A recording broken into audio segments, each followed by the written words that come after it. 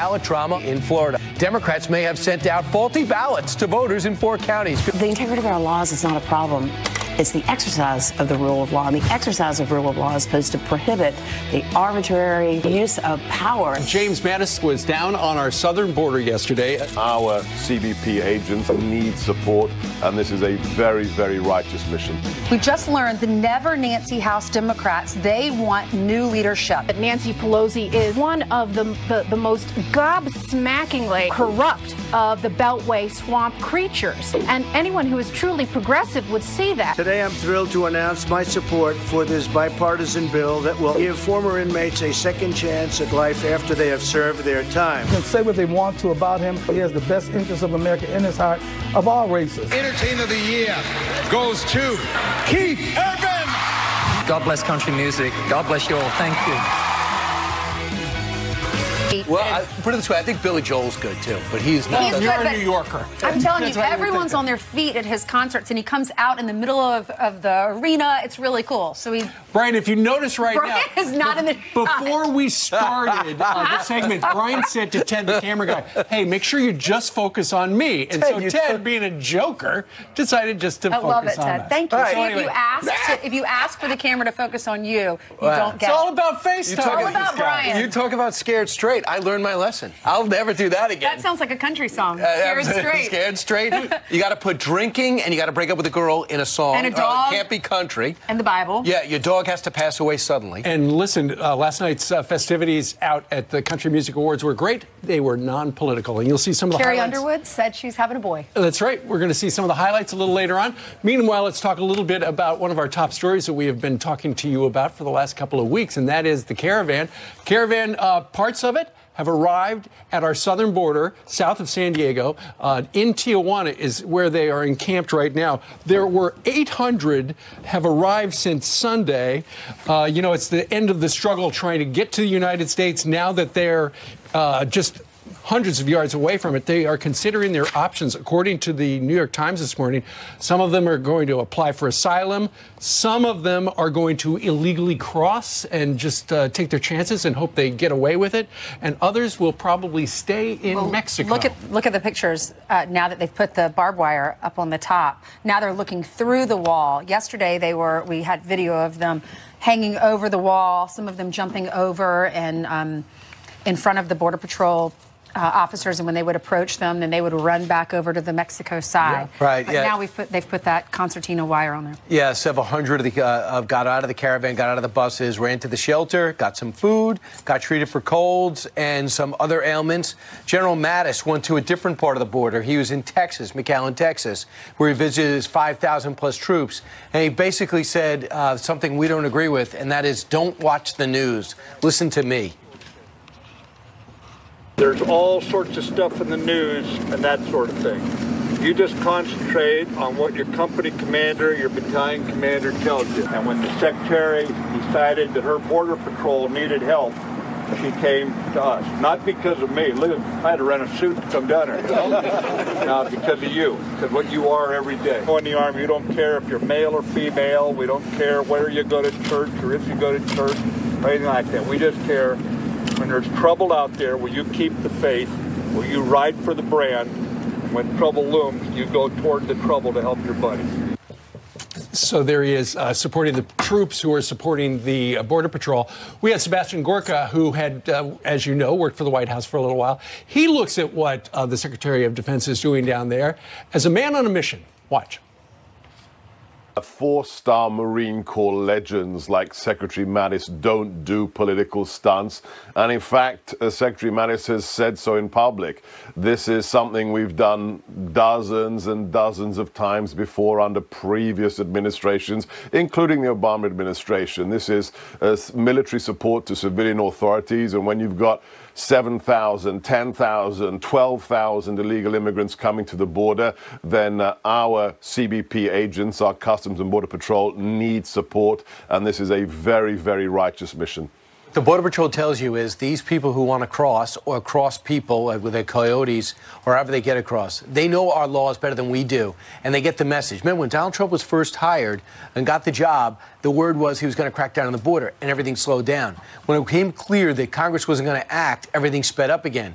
When those men and women go to the border and word gets out that we have military at the border, that message is going to go to Guatemala, is going to go to Ecuador, is going to go to Honduras, and that's going to help. Just their presence is going to help. Well, I don't know. You know, one of the things they have learned with the caravans is that it's cheaper and safer than hiring a coyote. You know, if you're down in Honduras or Guatemala, it costs you $8,000-$10,000 to have a coyote try to smuggle you into the country. Here you've got thousands of people not having to pay that. All they're doing, though, is they're banking on the United States of America will let them in either legally via asylum, or they're able to make some sort of a dash across the border and just melt into American society. I guess it's all going to come down to what happens when they get here. How they're treated when they get here. I'm sure they're going to be treated with great decorum, but they cannot be put ahead of everybody else who's coming into this country the right way. Well, and if they cheat, we're going to have 15,000 coming the next week. Yeah, it's just a matter of how you do all the paperwork and listen to all of their stories and hear all of them. There are so many of them. There are thousands of them coming through. And they know what to say, apparently. They've told them what words to say to let them all come through. Well, if they need asylum, they know how to do that. Stay tuned on that. In the meantime, today is deadline day in Florida.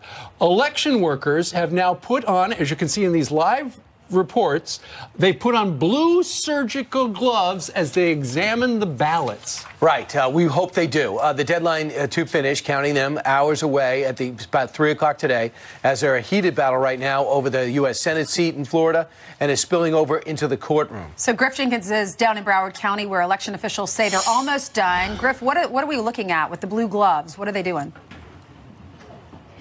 They put the blue gloves on to count duplications of damaged ballots that wouldn't go in the machines. But here's the good news here. There's only 384 total, 84 from early voting and mail-in, 300 from Election Day. They examine each one to make sure it matches up with the one that was damaged. And then that's why they're wearing the gloves, purportedly. And they've taken a break now, but they'll run those. They'll be done. Up in Palm Beach County, though, they're not going to make the deadline. In fact, we're getting reports they've all but thrown in the towel because of machines and the deadlines that are pressing on them. But let me give you a little bit of news on the lawsuit. We reported to you in the last hour that a Judge Walker, a federal judge, has sided with Nelson attorneys, ruling that as many as 4,000 voters had ballots rejected because of signature discrepancies, and they will have now until Saturday to fix it and potentially have it counted. Well, just now we're learning that Governor Scott's lawyers will appeal that, issuing this statement to Fox News moments ago. Quote, "We are immediately appealing this baseless decision,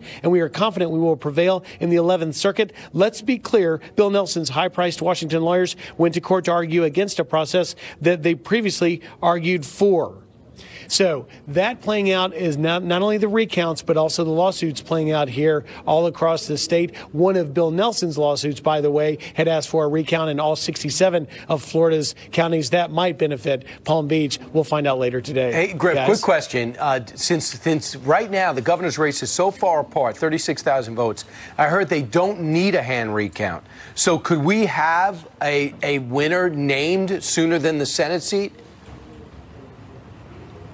That's a great question. Once they get the second numbers in, and if in the governor's race between DeSantis and Gillum, that is not less than the 0.25%, the quarter percentage point separating them in total ballots out of the more than 8 million cast, they will then not have to have a hand recount, and we would be headed likely under Florida statute for a certification. That race would be done with. We'd be looking at the Senate, and then locally here, a very tight race in the Agriculture Commissioner. That's right. Guys? All right. Griff Jenkins live down in Florida with the very latest. So it really all comes down to the number. At 3 o'clock this afternoon, remember those thousands of ballots that suddenly mysteriously showed up? 75,000. Maybe they would make a difference. We don't know what the numbers are. Right now we know that in the Senate race it's 12,000, 13,000. If you have a rent-a-car, check the hatch, because that's what they found the last one, in the rent-a-car.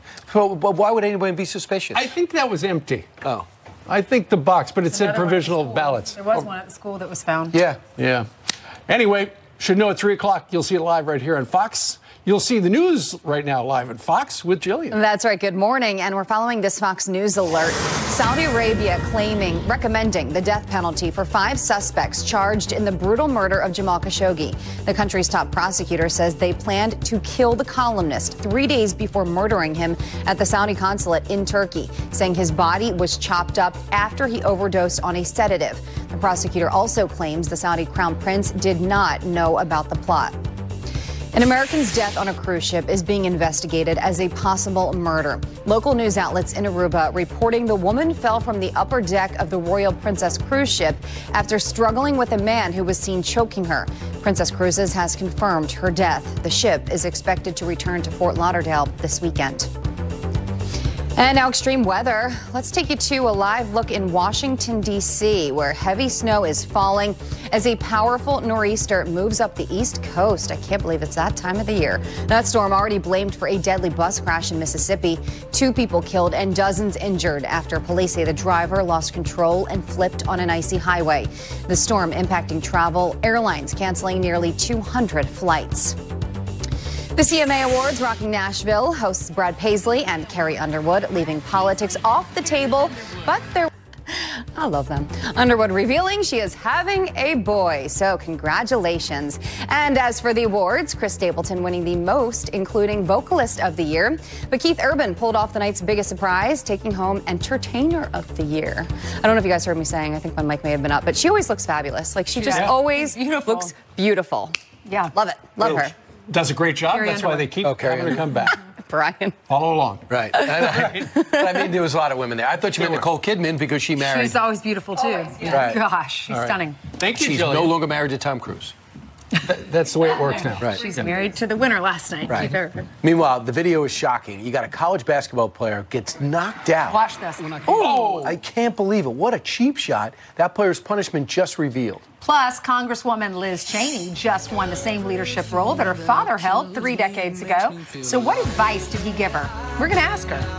House Republicans yesterday elected Congresswoman Liz Cheney as their new conference chair, the Post putting her in charge of the party's communications strategy. The Congresswoman getting special advice on her responsibilities from her father, Dick Cheney, who held that same role 3 decades ago. Who went on to be Chief of Staff and Secretary of Defense and Vice President of the United States. Congresswoman Cheney joins us right now. Congratulations, Congresswoman. Thanks very much, you guys. What does this mean to you? Well, listen, it's a tremendous honor to have been elected by my colleagues. We're at a crucial moment. I think it really is a hinge point of history for our nation. We have such huge momentum with the Trump economy, with the jobs we've seen, with the improvements we've seen to our national security. We absolutely cannot let the Democrats in the House stop that momentum and turn us around. So we're going to fight every day to get our majority back. Speaking of the Democrats in the House, it looks like Nancy Pelosi is having a tough slog. A bunch of never Nancys are saying, you know what, we're not going to let you be Speaker again. But she says she's got the votes. Well, look, we'll watch and see what happens over there. I think it's certainly not an auspicious beginning to have freshman members conducting, a sit-in, it looks like, in Nancy Pelosi's office. And I'm sure that Minority Leader Pelosi likes the new energy that's coming in. The problem is most of that energy happens to be socialist. So that's certainly not a recipe for success for the nation or certainly for her party. It's really cool that you're holding the same position your dad did 3 decades ago. What was his advice for you for this role? Well, thanks, Ainsley. It was really special. He was actually there yesterday for the election. It was a very, very special moment. And I've watched him, of course, throughout his career. He's really been somebody that's shown me about how important it is to have the courage of your convictions. But I said, Dad, what's your big advice for this position? He said, Liz, just don't screw it up. So I'm going to do my best. That's good advice for everything.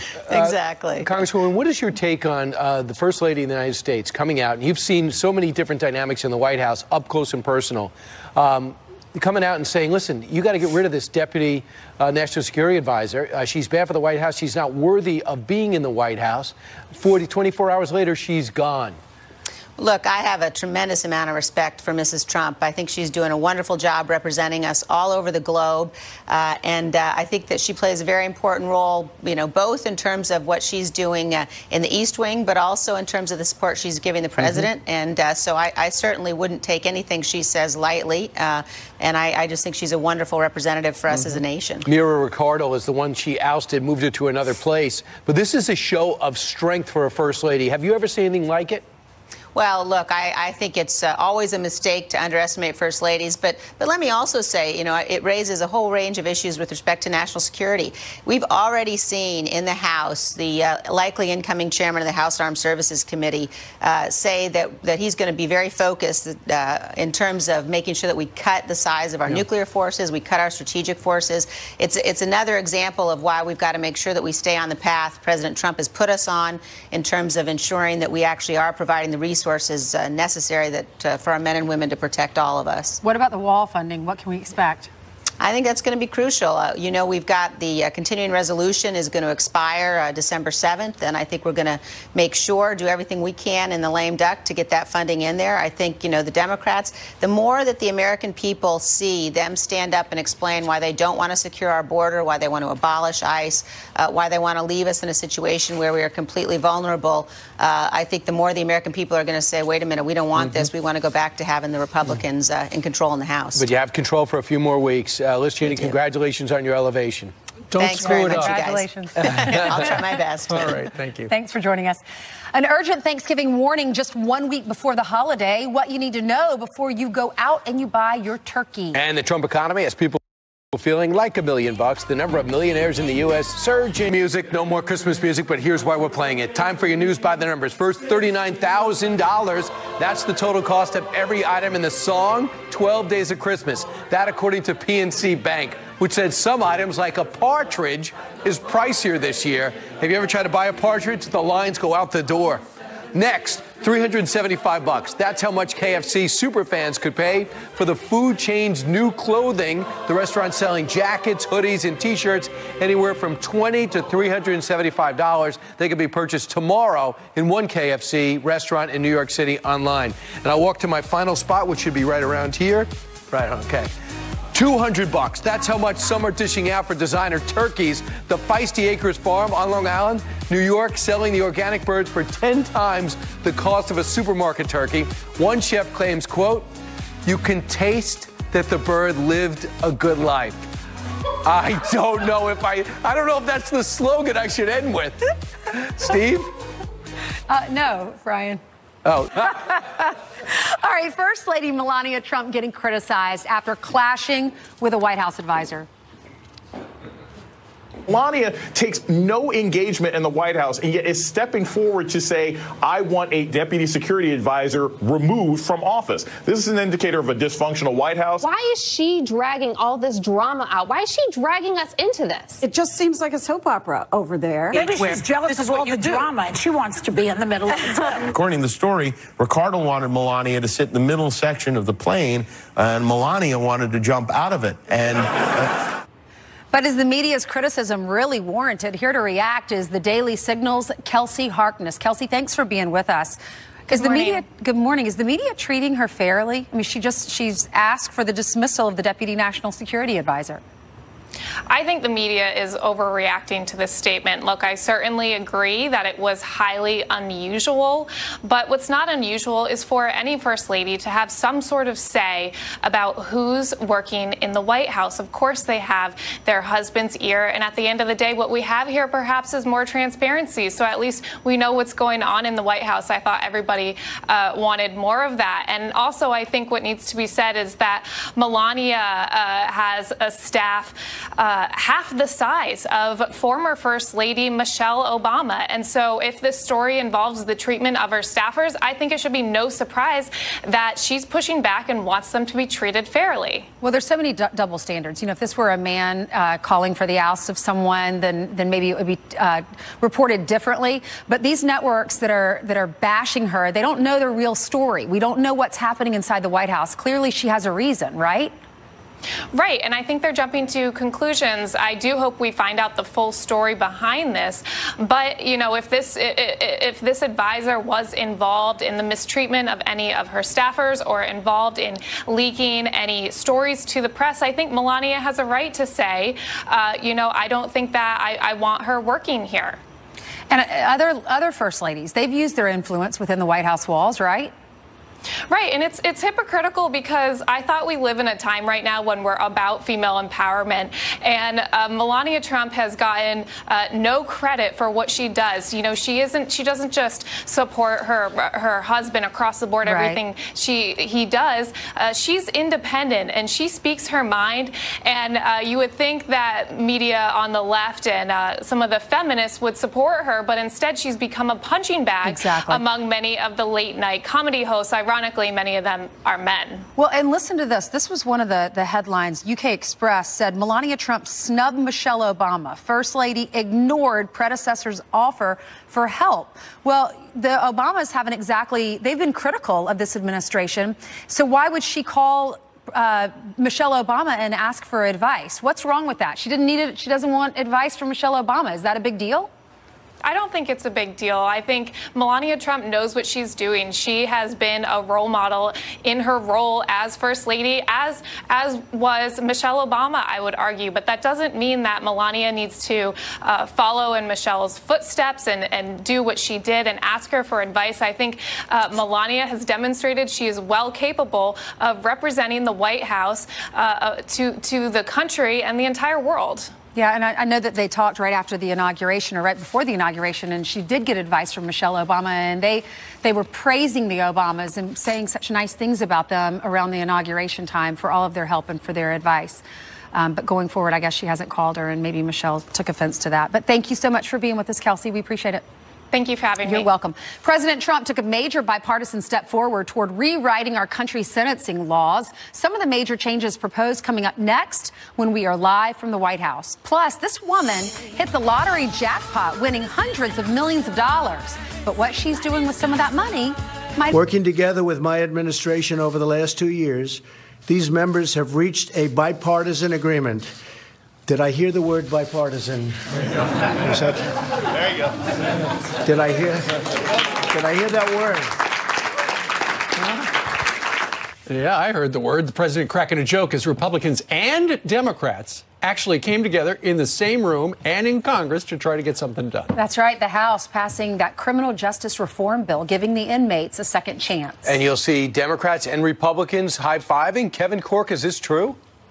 Imagine that, right? Now, what this is designed to do, guys, is actually reform the federal prison system. But I think most important of all, the design is to help inmates after release. As you know, recidivism is a very major problem, and so both Republicans and Democrats are trying to come together to make something happen. And the president, frankly, would like to sign this into law. Now, it's called the First Step Act, and it broadens employment opportunities for inmates. It also expands compassionate release programs for those who are terminally ill. The bill would also do away with the so-called three-strike provision that requires mandatory life sentences for third-time drug offenders, making the sentence 25 years instead. Americans from across the political spectrum can unite around prison reform legislation that will reduce crime while giving our fellow citizens a chance at redemption. The First Step Act has been co-sponsored by a Republican from Georgia, Doug Collins, and a Democrat from New York, Hakeem Jeffries. It passed overwhelmingly in the House back in May. The White House is hoping the Senate will see its way to the president's desk, and he'd like to have this signed into law by the end of the year. I should point this out, guys. I make phone calls every morning, and I sort of get a read for the day. And this was really interesting. I asked a White House official about it, and he said simply, it's not a black issue, it's not a white issue, it's a people issue. Right. And that's why the president wants to make sure that this gets over the hurdle and is signed into law. But they think they can do it, Kevin? They think there's enough time to do it? And I know it's up to Mitch McConnell to go get the 60 votes, but he should have them, right? I think he should have them. Listen, whether you're Democrat or Republican, this is something that everybody can agree on. Reform needs to happen. The levers of reform you may take issue with or quibble over, but there are real people here who need our help. All right, Kevin Corke, live at the North Lawn, where it's snowing. Yes, it is. So beautiful. Thank you. Just a week before Thanksgiving. All right. Getting the snow. First criminal justice, then immigration. Then next thing you know, everything will be compromised. We'll just keep moving forward. Will you check him for a fever?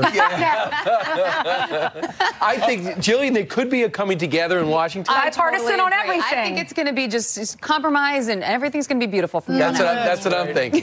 Christmas is around the corner. That's true. All right, so we do have some serious news, guys. This Fox News alert that we are following, and at least 59 people confirmed dead in the California wildfires. The Sierra Fire scorching nearly 150 acres east of L.A.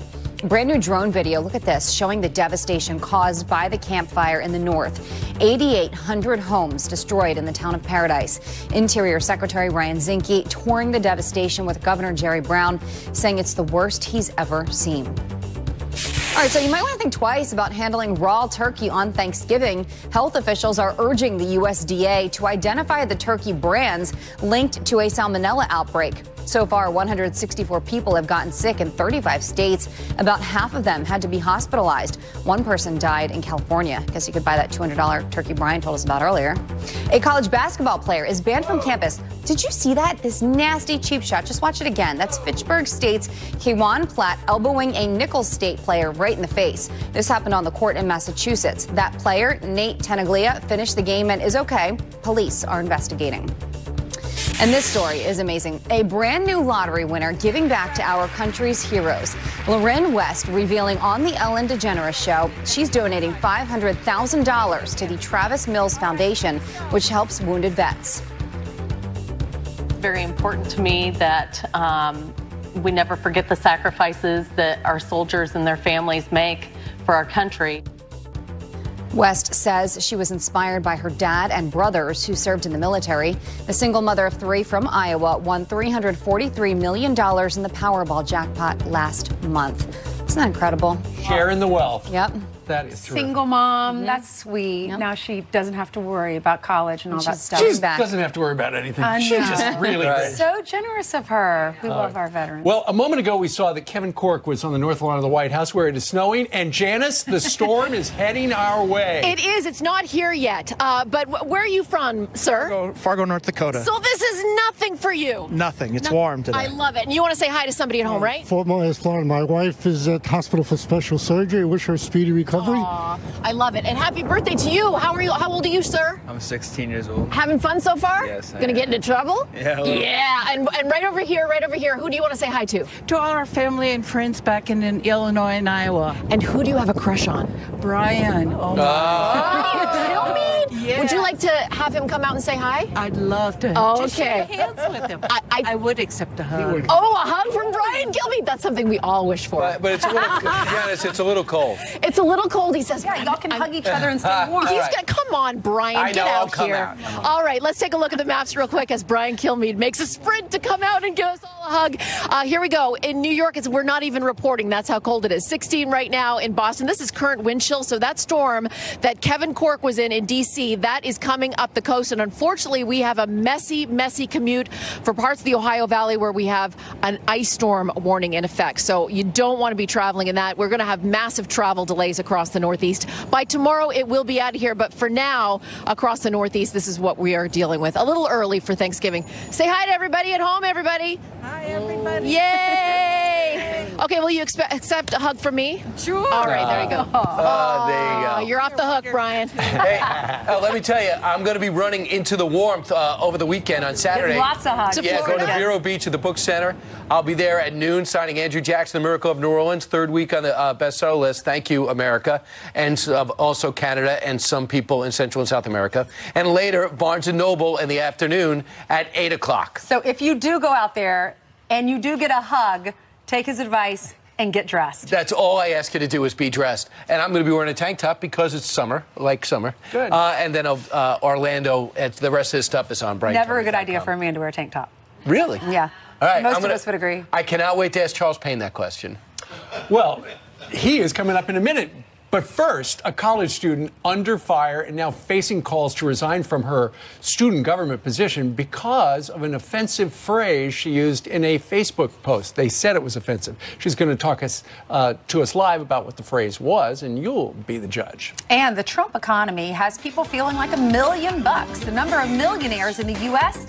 is surging. Charles Payne breaks down the number. Good morning to you and welcome back. Some quick headlines now. And how about this? A couple and a homeless veteran accused of making up a viral, heartwarming story to cash in. We told you about the story a while ago. This is according to NBC 10 News in Philadelphia. The couple initially claimed the veteran spent his last $20 to help the stranded woman pay for gas in New Jersey. The couple then raised more than $400,000 through GoFundMe for that veteran. There will be an update on the case later today. And former political rivals Senator Ted Cruz and Beto O'Rourke booked on the same flight to D.C. A passenger says O'Rourke walked over to Cruz and congratulated him on his big win. And an online battle brewing over the least popular emoji. A Twitter bot tracks emoji use every hour and actually posts updates. Right now, the least used emoji is the input symbol for Latin capital letters. So who would have ever thought that that was a thing? Well, you know what? But it is. I have never used that. And apparently neither has anybody else. All right, Jenny, thank you. Meanwhile, Americans are cashing in on the Trump economy with 878,000 new millionaires to prove it in the last year alone. Charles Payne, host of Making Money on the Fox Business Network, is here to weigh in on this. This is great news. It is great news. It came out a month ago, and it's from Credit Suisse, and this is what they do because they're on the hunt for the clients, for new clients. So they scour the entire planet. Probably no other organization has a better global view of this. And, almost 900,000 new, millionaire household net worths. The average American household, $391,000.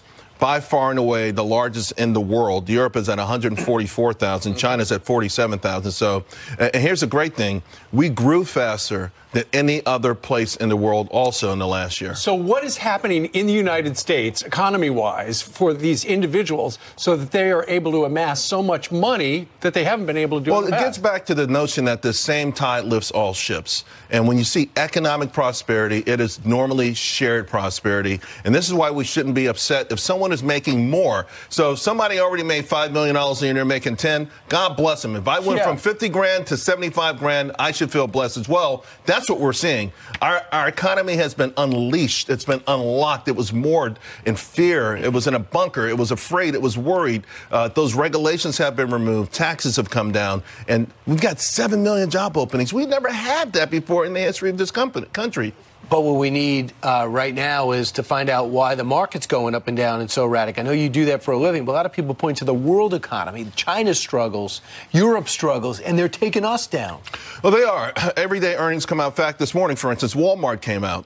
Walmart's earnings, the revenue were a little bit less than what Wall Street expected. That was all international. That was all international. If the dollar wasn't so strong, the international business would have been $30 billion instead it was $28 billion. But the bottom line is American business for Walmart this morning through the roof. Everything is phenomenal, better than it was a year ago. But you're right. We saw GDP declines in Germany, Japan. Now, there's some extenuating circumstances, too. China slowing down. We are concerned that the weak global economy could start to hurt our economy. But right now, we are head and shoulders the #1 economy in the world. And Walmart's about to do much better because Christmas is around the corner and Toys R Us is closed. So now people are going to Walmart, Target, and those guys. I mean, my 5-year-old granddaughter, her birthday was a month ago. I went to Target. Half the store was Toys R Us now. I know. Yeah. What about the criticism I'm sure the president would get? You look at these numbers, so many new millionaires. He's just helping the rich get richer. Well, again, it's if you look at most of these surveys, particularly optimism, the bottom 1/3 of Americans actually are the most optimistic right now. The top 1/3, they're the ones who are worried about, hey, don't disrupt the global economy, Mr. President. It's the bottom 1/3 that are seeing gains and that also feel the most optimistic about this economy. They've got a chance right now. They are working, and 2 or 3 years ago, they never thought they'd get a job again. I just hope at the G20, China and the U.S. sit down because so much matters, and we work out got a new Well, trade. they are sitting down. China made some overtures yesterday that were okay, a step in the right direction. It's going to be resolved, but it's got to be resolved in the right way because this is the last chance we have to make that right. Charles Payne, thanks. Thank you very much. Appreciate it. All right, coming up straight ahead on our show, a college student under fire now facing calls to resign from her student government position. Why? Because of an offensive phrase she used on Facebook. She joins us live to talk about what that phrase was next. But first, let's check in with Sandra Smith with a preview of coming attractions. Hey, Steve Ainsley and Brian, good Thursday morning to you. We're going to have the latest on this horrific California wildfire situation that has so far killed 59 people statewide.